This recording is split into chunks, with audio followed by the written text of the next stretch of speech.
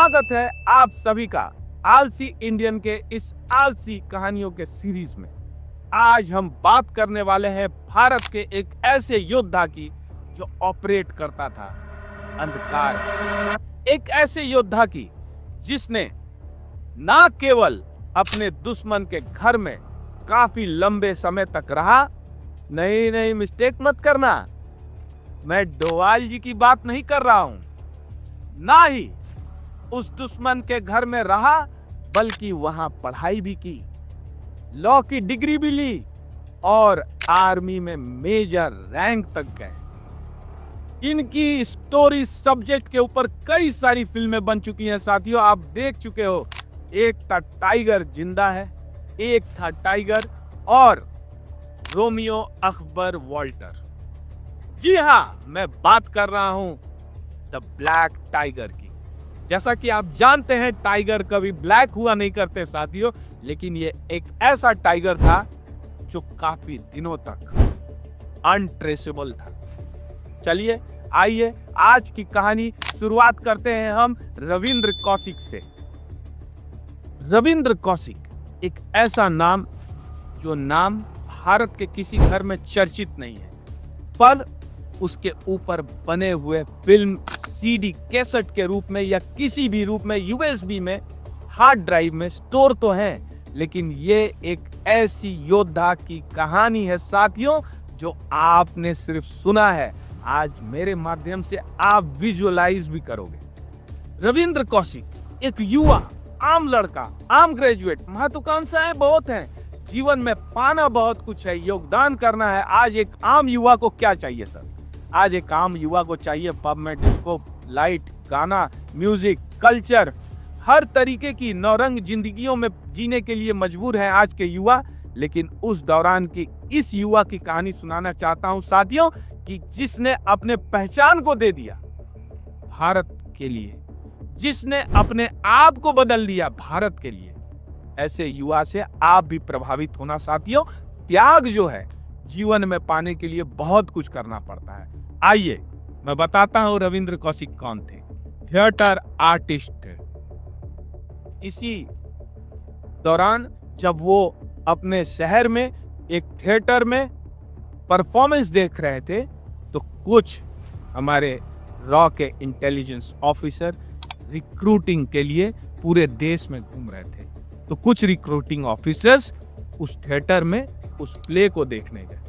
रविंद्र कौशिक का अभिनय उन्हें इतना प्रभावित किया कि उन्होंने देखा कि ऐसा यंगस्टर जो अपने एज के बैरियर को क्रॉस करके एक्टिंग की इस कला में इतना महारत रखता है कि अपने चरित्र को उसने थिएटर में ना ही केवल बहुत ही खूबसूरती से निभाया, पर उसको इस तरीके से अमर कर दिया ताकि जो लाइव ऑडियंस है, ये कोई सिनेमा की बात नहीं कर रहा हूं साथियों, एक थिएटर का एक्सपीरियंस और डिफरेंस फ्रॉम सिनेमा होता है, तो इतना लाइव इंथ्रॉलिंग था, इतना उनको प्रभावित किया। जब ये चाय पीने गए चाय की दुकान पर, तो इन्होंने अपने अभिनय से इस तरीके से प्रभावित कर दिया था उस इंटेलिजेंस रिक्रूटर को। आपको बताता हूं कि वो अभिनय क्या कर रहे थे।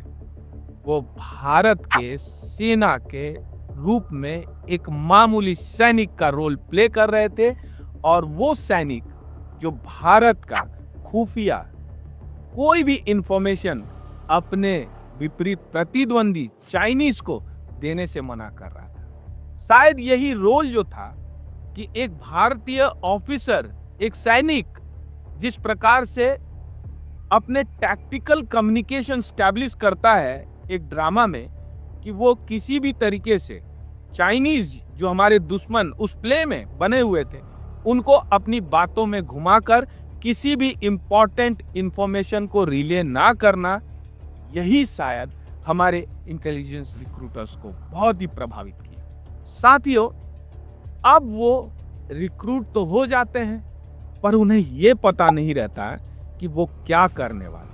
वो पूछते हैं, क्योंकि रिक्रूटर्स उनके पास गए थे, उन्होंने कहा कि भाई नौजवान, तुम्हें भारत के लिए कुछ करना चाहिए। तो उन्होंने कहा कि मेरे जैसा नौजवान भारत के लिए क्या कर सकता है, मैं तो एक अभिनेता हूं, मैं थिएटर की दुनिया में अपना काम करना चाहता हूं।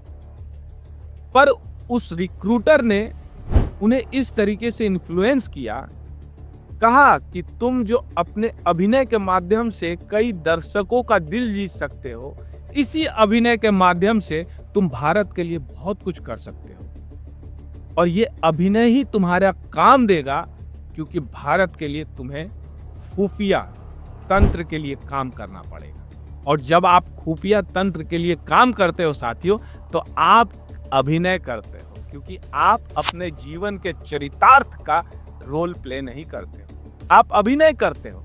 इसीलिए उनको रिक्रूट किया गया और जब वो रिक्रूट हो गए, उन्हें एक लंबी ट्रेनिंग दी गई।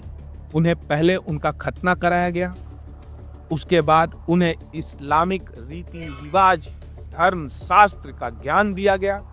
उसके बाद उन्हें उर्दू के तलफ़्फ़ुज़ को उनकी सुधार कराई गई और उन्हें लोकल डायलेक्ट्स, क्योंकि ऑलरेडी वो वेस्टर्न फ्रंटियर के श्री गंगानगर के साइड के रहने वाले थे, तो ऑलरेडी उनका कद काठी, आवाज और बोलचाल कुछ हद तक सिमिलर थी हमारे सिंध और साउथ पंजाब के लोगों की तरह। उनका रिक्रूटमेंट हुआ, उनकी फर्स्ट डिप्लॉयमेंट हुई, किसी भी तरीके से उन्हें पाकिस्तान भेज दिया गया।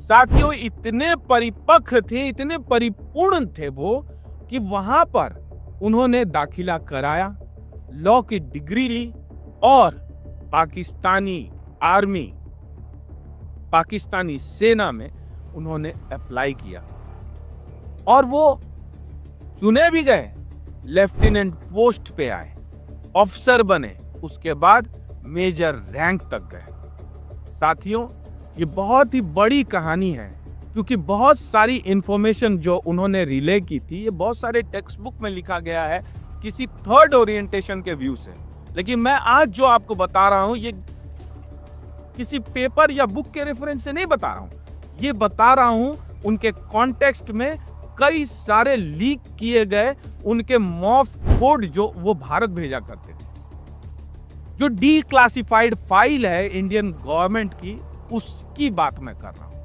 उनसे जो पता चला, साथियों, ये इतने बेहतरीन ऑपरेटर थे कि आज पाकिस्तान एयरफोर्स के बेस में कौन से प्लेन है, क्या ऑपरेशन चल रहा है, क्या सप्लाई है वेस्टर्न कंट्रीज की।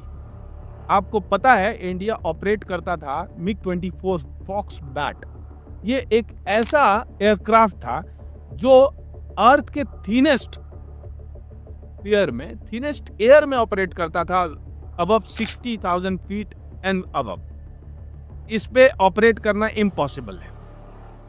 और सरफेस टू एयर मिसाइल जो है, आप रडार में आओगे नहीं, लेकिन सरफेस टू एयर मिसाइल भी आपको हिट नहीं कर सकती थी, because all missile were amounted to reach to a certain height which is 30,000 feet approx ऐसे। लेकिन अब तो खैर टेक्नोलॉजी अलग है। आज तो हम मर्विंग भी जानते हैं, स्पेस में जाकर के फिर वापस री एंट्री करके भी अटैक कर सकते हैं। मर्व हमने भी डेवलप कर लिया है।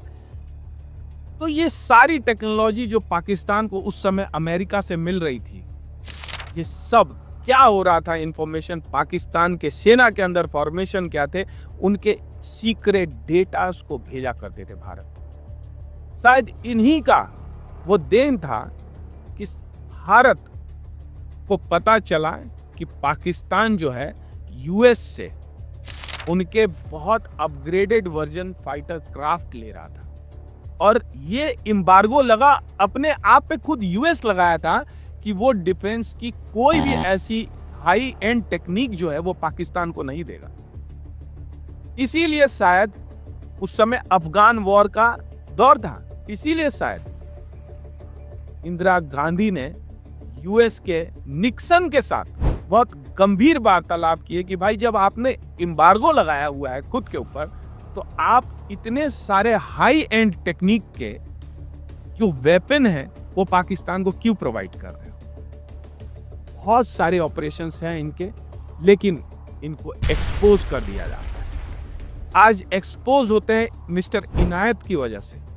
वो किसी इंटेरोगेशन में किसी एक जगह पे वो बोल रहे थे, और बोलते हुए उन्होंने ये चीज लीक कर दी कि भाई एक ऐसा भी आदमी है जो हमारे देश में इतने लंबे समय से है और उसका मेन ऑपरेशन और उसके हैंडलर्स कहाँ है।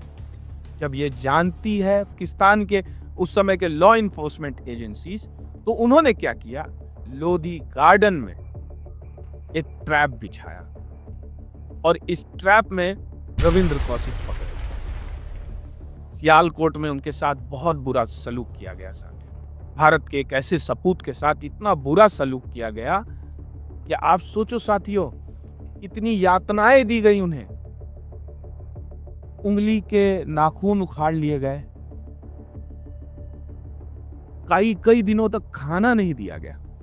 उसके बाद उन्हें उस जगह रखा गया जहां ऑलरेडी बहुत बीमार प्रिजनर्स हैं, जो कंटीजियस डिजीज जो है वो स्प्रेड कर सकते हैं। शायद जॉन्डिस भी हो गया था इनको लास्ट एंड में। बहुत ब्रूटैलिटी, बहुत मारपीट इनके साथ की गई। साथियों, भारत के ऐसे लाल को हमारी टीम के तरफ से एक करारा सैल्यूट है। साथियों, पर दुर्भाग्य की बात आप जानते हैं क्या है? इनकी कहानियों का माध्यम होता है सिर्फ मीडिया के बुक्स, आउटलेट और न्यूज़पेपर। साथियों, एक स्पाई एजेंसी के लिए जब आप काम करते हो तो पहले ही दिन आपको बता दिया जाता है कि आज से आप भारत के लिए तो काम करोगे, लेकिन आप भारत से आपकी कोई पहचान जुड़ी नहीं। साथियों, ये निस्वार्थ होकर के आप सोचिए, जब एक ऐसी भावना एक किसी इंसान में रहती है कि मेरा योगदान, मैं जो करूंगा मैं सफल तो रहूंगा, लेकिन मुझे ख्याति नहीं मिलेगी, ना मेरा नाम होगा, ना मेरा कोई काम होगा, ना मेरा कोई परिचय होगा। साथियों, ऐसे ही महान योद्धा होते हैं जो अपने आप को निरंतर आगे बढ़ाते हैं, भारत के लिए हर वो जगह पर काम करते हैं। दुश्मन के घर में बैठ के काम करना पड़ता है तो करते हैं, वो नाम की प्रकाष्ठा नहीं करते कि उन्हें कोई नाम या रिवॉर्ड चाहिए। ये बहुत ही दुर्भाग्य था कि ऐसे बहुत सारे लोग हैं जो भारत के लिए रात दिन काम करते हैं, आप उनके बारे में जानते नहीं हो। बहुत ऐसी ऑपरेशंस होती हैं जिनके बारे में आप इसलिए नहीं जानते हो क्योंकि वो इंटेलिजेंस के लिए काम करते हैं, खुफिया तंत्र के लिए काम करते हैं। वो अखबार में जिस दिन आते हैं ना साथियों, तब भारत में कोई बम धमाका होता है, कई लोगों की जान जाती है। हम नहीं चाहते हैं कि भारत में कभी इंटेलिजेंस फेलियर हो। साथियों, आप सोचो, ऐसे निस्वार्थ होते हैं ये वीर योद्धा जो अपना परिचय तक त्याग देते हैं अपनी मातृभूमि के लिए रक्षा करने के लिए। साथियों, पुनः एक बार हमारी टीम के तरफ से बहुत बहुत अभिनंदन करते हुए आपको बताता हूं, आपकी कमेंट्स हमें मिल रहे हैं और आपका पॉजिटिव व्यू भी मिल रहा है। साथियों, आने वाले समय में हमारे साथ यूं ही जुड़िए। आपका प्यार के लिए हमारा टीम नतमस्तक है। साथियों, जाते समय मैं ऋषि, जय हिंद, वंदे मातरम।